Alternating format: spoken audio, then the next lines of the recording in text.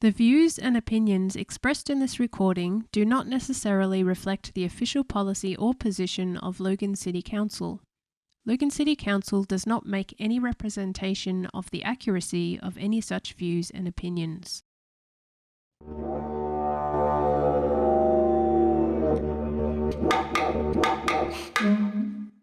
Aboriginal Torres Strait Islander viewers and listeners should be aware that this narrated story may contain names, images and voices of deceased people.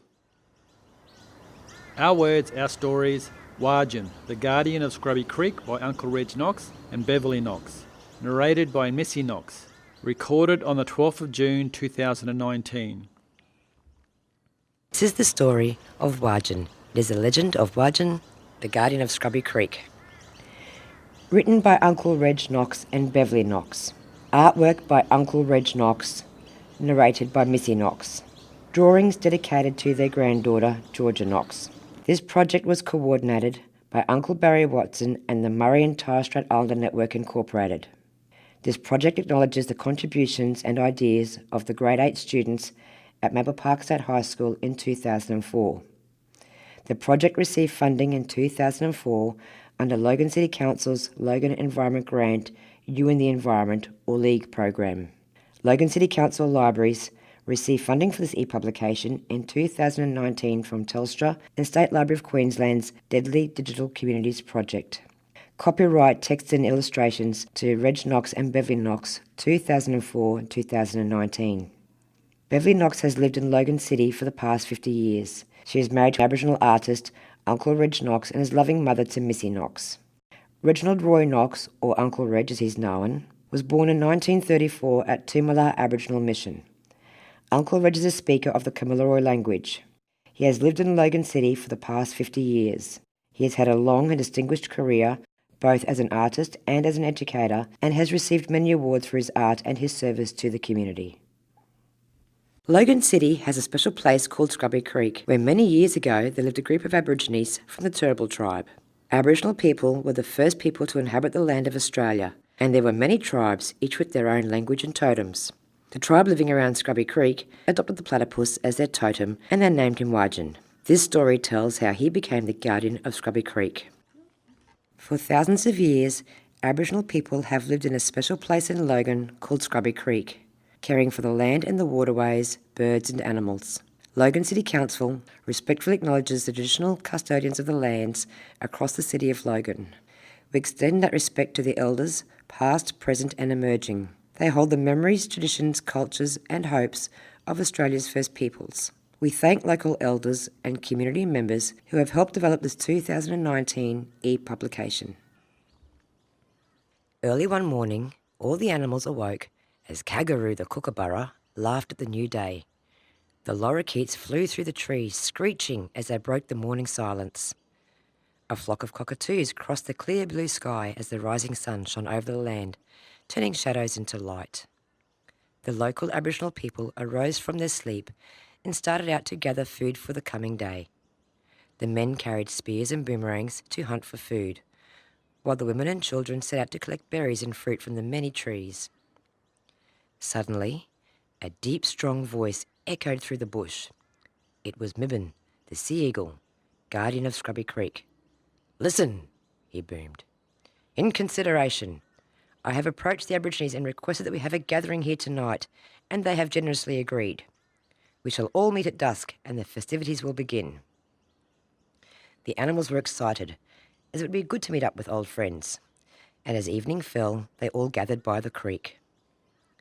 Among them was Borobi, the koala, Taran, the frog, Bauyum, the lizard, Gibber, the sugar glider, Kangaroo, the kookaburra, and of course the great Mibbin. Everyone was invited, except Wajin the platypus. All the animals thought he was ugly and useless. "You are made all wrong," they shouted at Wajin. "You look funny. Your bill doesn't match your face, and your feet are all wrong. And wherever did you get that silly tail?" Their unkind words hurt Wajin, and he felt lonely and unwanted. While all the animals were having fun, he crept inside a big rock and longingly watched them. If only they understood, that he had many special qualities and that he needed his unique bill and webbed feet to swim and hunt for food. It was all too much for the little platypus, and he silently slipped away to his burrow and listened as the animals departed and bedded down for the night. The following days saw the animals happily going about their daily lives. Everything was peaceful, and there was plenty of food for everyone. They especially enjoyed having the Aborigines around them. They have a deep respect for the bush, and though they swam and fished in Scrubby Creek, they always made sure they didn't destroy the vegetation and always took care not to leave any rubbish about the place. Everyone lived in harmony, and life for all was wonderful. Suddenly, early one morning, Mibben's voice rang through the bush, calling all the animals to a special meeting. There was an urgency in his voice, so the animals hurried as fast as they could go to find out what was wrong. When Mibben explained the reason for his gathering, the animals together were horrified. Since he was the guardian of Scrubby Creek, and he flew over large terrains of land, Mibben was able to see everything and anything that was a danger to his animal friends and the Aboriginal people for whom he had so much respect. "My friends," he said, "I have just flown over the land to the south of Scrubby Creek, and I was shocked at the devastation that I have just witnessed. Some different humans have settled in the area, and they're not like the people we know. They wear strange clothes, and their skin is much lighter than our friends. It is not that bothers me, but rather what they have done to the land. They have cut down all the trees and set fire to the scrub. They build strange buildings and turn over the soil where they have planted different vegetation. The animals and Aborigines that lived there have left as there is no longer any food for them to eat. A sugar glider told me that they shot some of the people and set traps to catch animals. As if the devastation isn't enough, they intend to spread out over the land, which means they may move into Scrubby Creek." The animals were shocked and terrified, and when they told Aboriginal friends, everyone was in a panic. What would happen to their beloved habitat and their families? Wajin, who was too shy to face anyone, heard everything from his hiding place behind a rock. He too was horrified and sad at what he'd just heard, and tried to rack his mind looking for a solution, anything that could protect their precious homeland. He was scared too, as it seemed this new people had no value for anything or anyone. Then, thinking logically, he came to a decision. Someone from Scrubby Creek would have to approach the new settlers and explain to them what would happen to everyone if they decided to expand their settlement into the creek area. They had to be made aware of how devastating their impact would be on everybody else. He came out of hiding and approached Mibben and the others. "I have an idea," he suggested. Everyone turned to look at him in amazement. What could he have to say, they all wondered. Probably something useless, they surmised. Then Wajin explained his idea. "Not bad," said Mibben.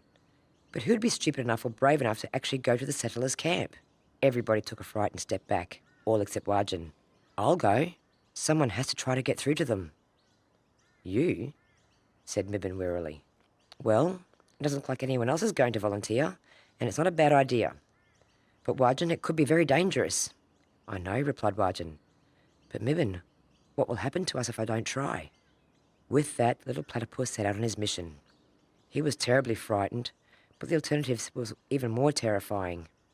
As he waddled into the settlers' camp, a man holding a rifle and accompanied by 2 children came out to meet him. "Hey everyone," yelled the man in a loud voice, which brought out more people. "Come and see this." They all gathered around Wajin and oohed and ahed as they looked him over. "Is he for real?" cried one man. "I've never seen the like," cried another. "He's beautiful, so unique," said another. "Look at that beautiful bill, so soft and rubbery. He looks like many animals made into one." Wajin was astounded. He never thought of himself as special. The children ventured over to stroke his fur. "Oh, he's so soft," they squealed with delight. "And what can we do for you, young fella?" the man inquired.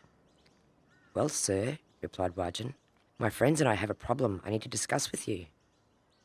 With that, Wajin explained the plight of all the residents of Scrubby Creek and the dilemma should civilization spread to the Berrinba wetlands around Scrubby Creek. Thought the man out loud. "I think I see what you mean.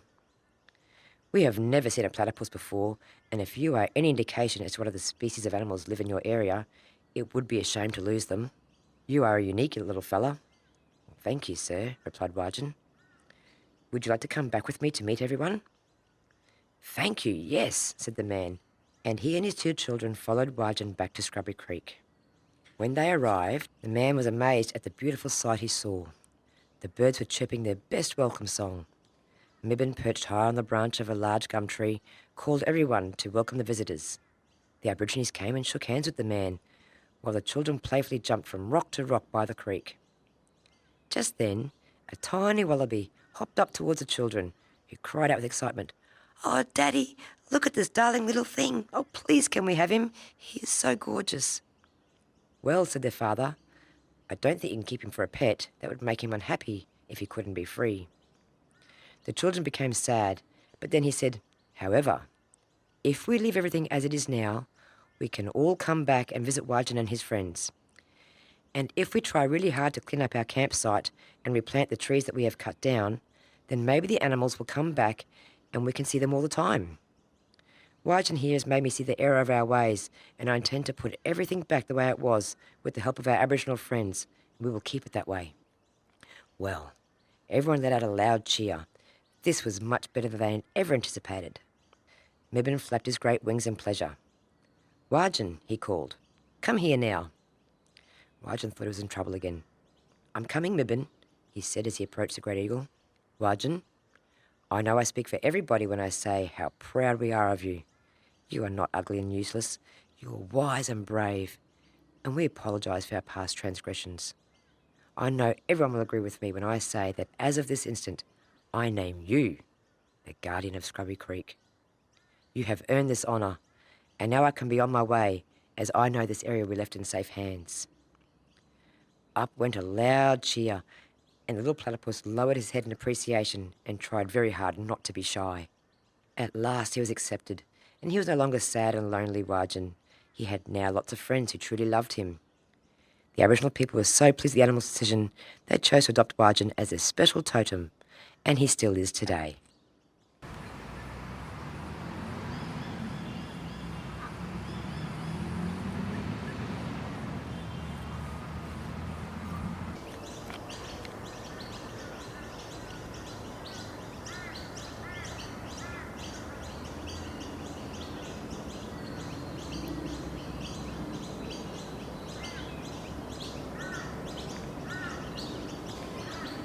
Our Words, Our Stories project is a deadly digital communities program supported through funding from the State Library of Queensland and Telstra. Dream big with State Library of Queensland and Telstra in partnership with Indigenous knowledge centres and local councils. The Our Words, Our Stories project is in recognition of the United Nations International Year of Indigenous Languages. Logan City Council Libraries acknowledges that language heritage and knowledge always remains with the traditional owners, elders, language custodians and other community members of the respective language nation. Logan City Council gratefully acknowledges the time, resources, stories and support of the following: the Knox family, Robert R. Wing, Logan City Council Libraries Deadly Digital Communities Project Officer, the Nyamba Meta Advisory Group, the Queensland Narrating Service for providing digital recording equipment, sound production and quality assurance. For Mobo Jarjum, Tomorrow's Children, copyright 2019 Logan City Council.